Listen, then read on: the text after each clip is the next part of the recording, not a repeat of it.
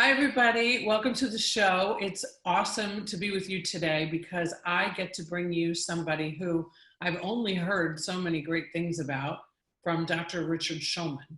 And so if you watched the last episode of the Dr. Whisperer show or heard it on our podcast, you would have heard Dr. Richard Schulman talking about the person that I'm bringing to you today.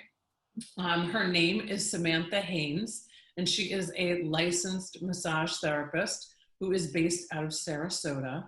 And I love that her business is called Flow Massage and Wellness, because I think what we do here is all about flow. Mm-hmm. And one of the reasons that I was so interested was, before I bring you to the show, Samantha, I was so interested because when I worked at New York Medical many moons ago in my 20s, I'm 47 now, I loved that we combined Eastern and Western medicine. And I thought, looking back, it was like so forward thinking. And now it's more of the need, and it's certainly moving in that direction. But I loved that we could help our patients not just get a diagnosis of whatever back pain they were having, whatever it is, but then we could move them to massage therapy and move them to acupuncture, and that's where they'd want to stay. Yeah. So Samantha, welcome to the show. Thank you for being here today. I'd love it if you just told that story that you told me about your meeting with Dr. Schulman, and then we'll just flow from there. Sounds good. Thank you so much for having me, Sharon, the Dr. Whisperer. I love that. Yeah, so I have been a massage therapist for 20 years, and my work started out in very structural neuromuscular background, kind of like working with orthopedics, working with chiropractors, really getting into pain management was my passion, and really helping people and facilitating change. Structural change was all about it when I was 20, coming out of massage school. And as I progressed in it, I realized that emotion had a lot to do with the outcome of people's wellness and how they flowed through their treatment and whether they got better or not. And some of my neuromuscular treatments weren't really for everyone. So I moved into more subtle therapies. Lymphatic drainage became a passion. And with that, I realized a lot about the emotional body. So I started studying emotional holding patterns, and with emotional holding patterns in muscle, we'll also hold fluid. And so as I'm doing that kind of combined work, people would have emotional releases on my table. And so I would experience this whole emotional side, and sometimes people didn't understand. Like a lot of crying? Sometimes unexplained. They're like, I don't understand why I want to cry right now. And so over about 13 years of practicing lymphatics and understanding where the body holds emotions, really diving deep into that realm of things, I started to understand how muscles held fluid, and our fluid holds hormones. Hormones are our emotions on a chemical level. So when you have that rush and release, that's kind of the woo-woo explained. I say is there is real science behind it.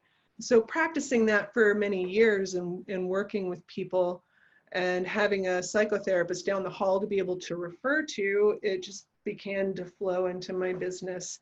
And this year my son had some kind of trauma, normal high school, teenage stuff, but having a crystally woo-woo mama, he knew to ask for help in that situation. So Richard, Dr. Schulman, was recommended to me by a friend whose daughter really experienced amazing relief and still talks about Richard to this day. So we wandered into Richard's office, and as soon as I sat down in there, I looked around, and it was mostly like a massage place, it seemed, not a psychotherapy place. But when I sat down, I just felt this peace move in, and I tap into that intuitive a lot. And it just said, you're here for far more than your son's mental health right now. And so I just kind of kept quiet. And, after the second session, Richard and I were bouncing ideas back and forth that some of my son's pain was coming from mental, and I resonated and I told him, what those issues might be and how I knew, what the emotion was that related to specifically some rib pain in him. He's like, what do you do?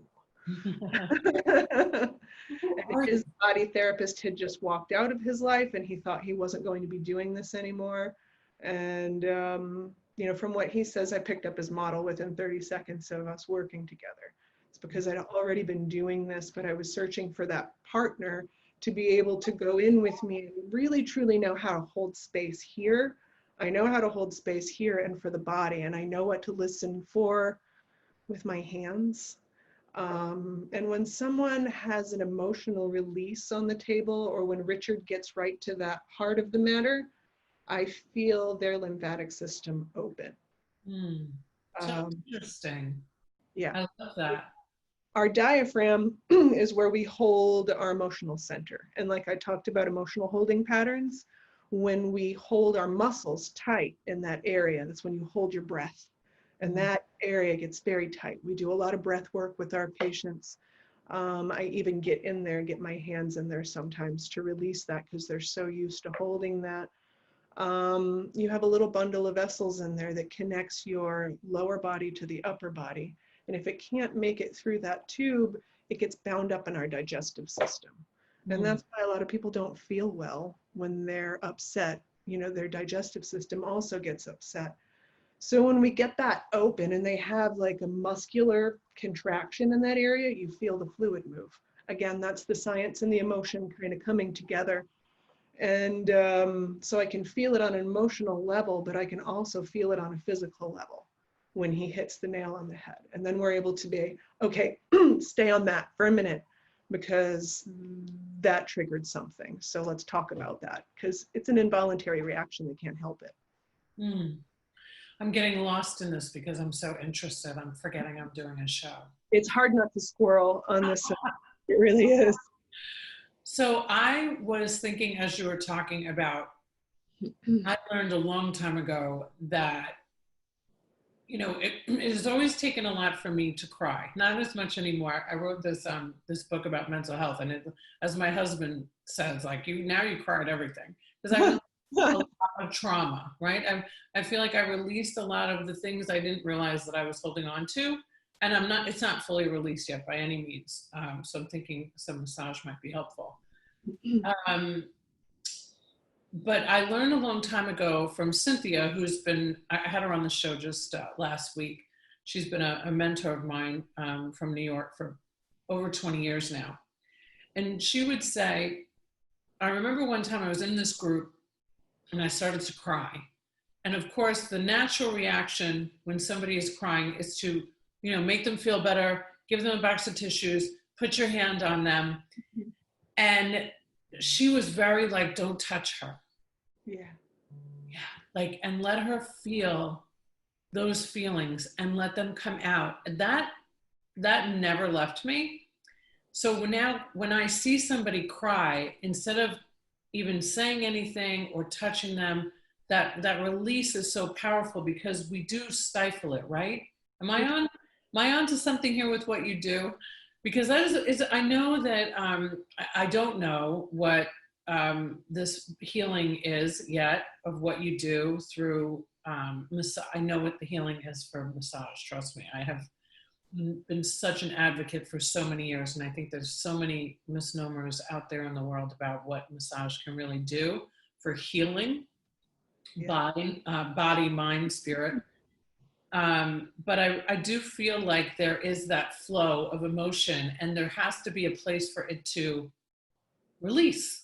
There is, and people will stop it in certain points, and so it's one of the first things I tap into is like feeling for energy blockages. That's where the woo-woo kind of comes in, is the intuitive piece. I can feel someone's energy. I can feel heat from their body in certain places, and so I'll tune in and I'll kind of we work with a lot of sexual trauma, and sometimes people stop it right at the navel because they can't handle it. Some people stop it at the diaphragm because if it gets to the heart, it hurts too much.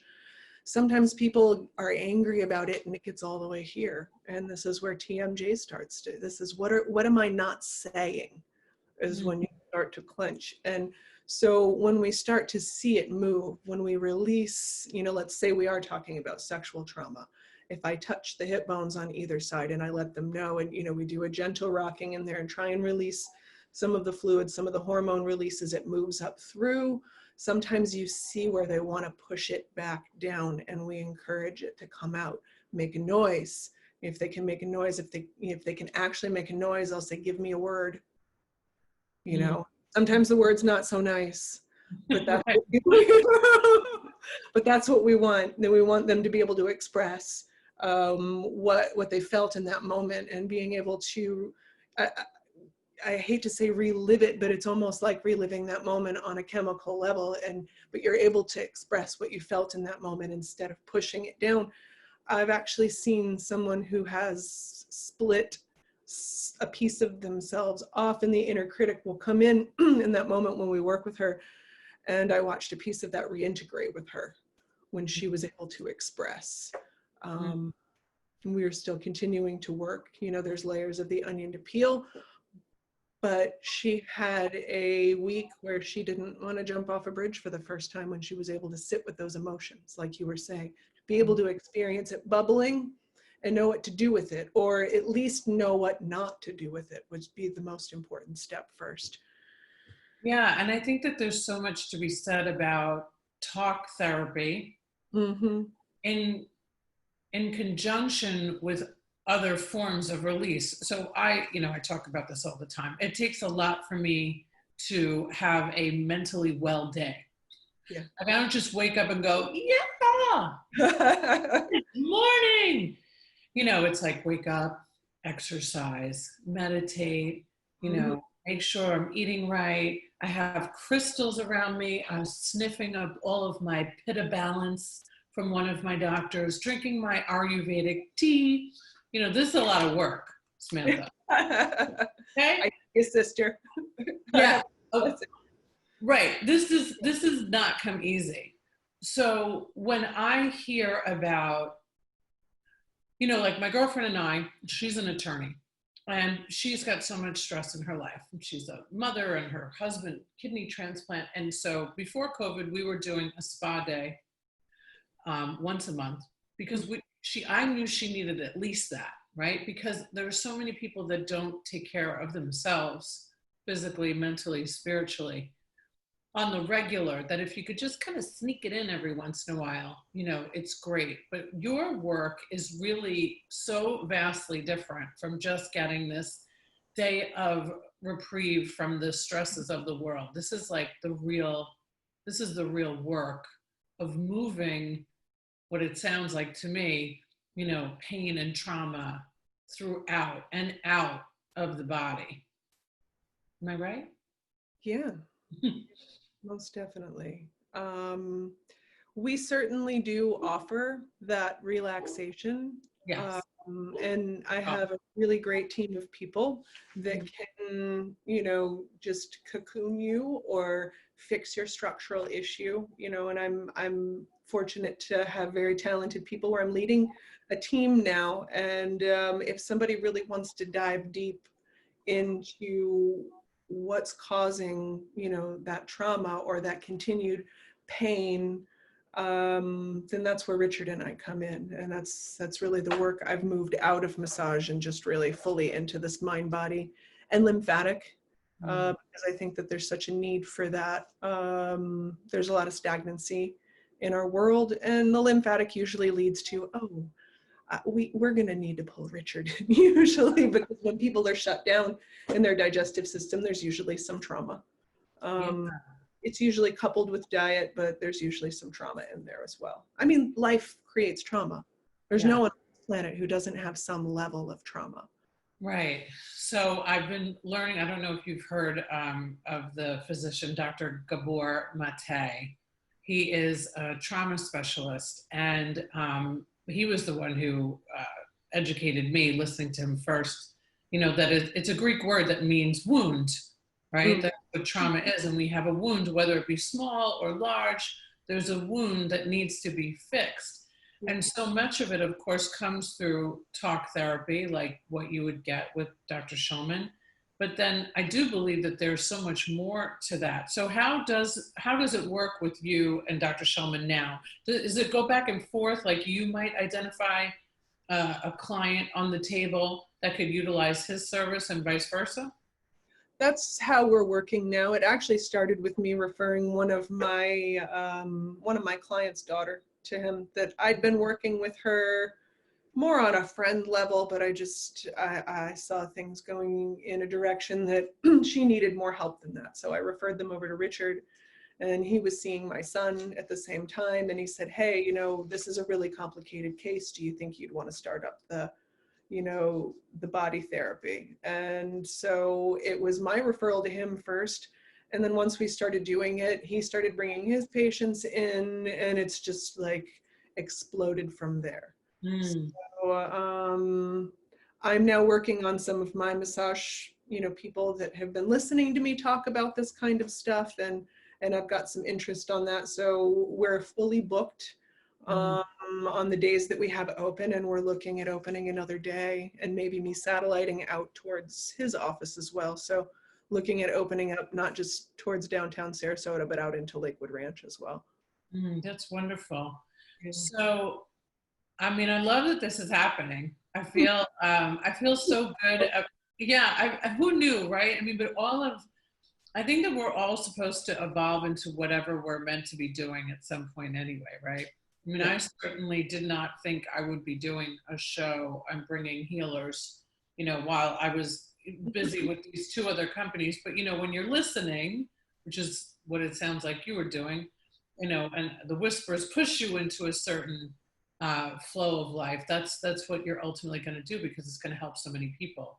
And my goodness, people need your services right now. How has there been, I'm hearing a lot of people suffering from obviously anxiety, of fear of the unknown.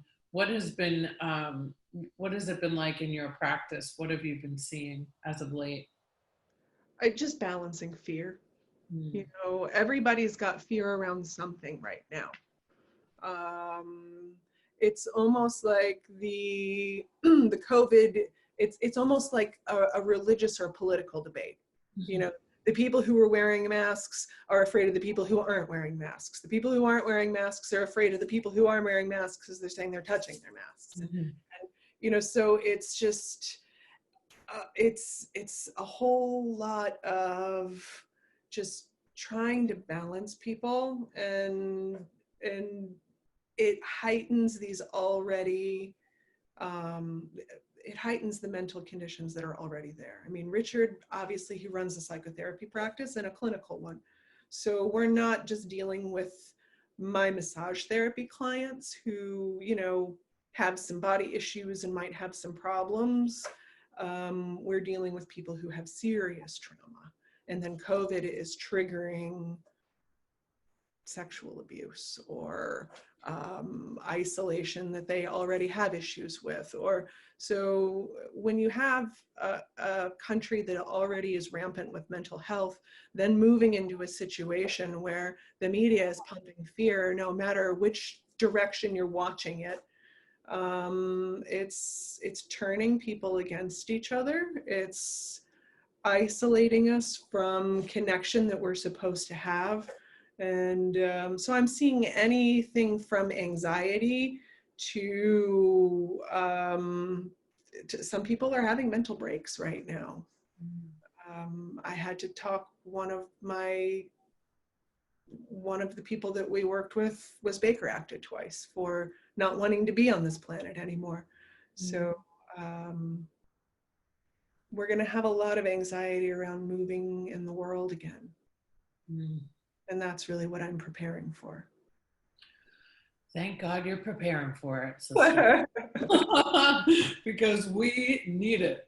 And I am so happy actually to hear that you use that word preparing, because I do think that not only did we all need to make a shift in how we lived our lives and how much we washed our hands and whatever it is, how we communicate with our family, being isolated within a structure. And some people, it's not so great to be in the family they're in when they're in quarantine.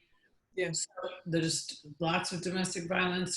There's just so much, and there's so much tension in the world, not just even in our country, right? Our country and beyond. But that you're preparing is so comforting, because we're going to need you. We're going to need you, the whole team. The team of people is really what we need to, and Richard and I are reaching out as far as trying to pull other people in to educate them on this kind of work. I actually was working with a girlfriend of mine who's a life coach and spiritual guide. She's a direct connection to spirit, and we were weaving together before Richard and I met. And when Richard and I started to work together, I turned to her. Her name is, we call her Fireheart. Her name is Krista Kubis. But I said, I found our structure. Like, you and I have been trying to do this for a long time, and I found someone who's been doing this for 30 years. And I get her piece in it because she's all about movement. And some of these people who've had sexual trauma need to know how to be in their body. And that's where it's beyond the talking.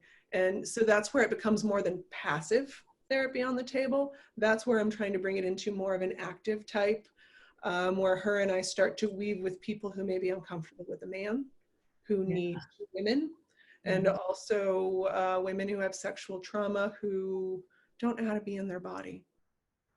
Some of these young women have sexual trauma because they're attractive. And what does that look like for them afterwards? And how do they manage that sort of thing in the world? So moving in the world, that's the next piece of it. That's what we're preparing for. Well, I'm so grateful that you're doing the work that you're doing. I think that it is so necessary. We're going to have all of your information in the show notes, and I'm excited to see how it continues to evolve.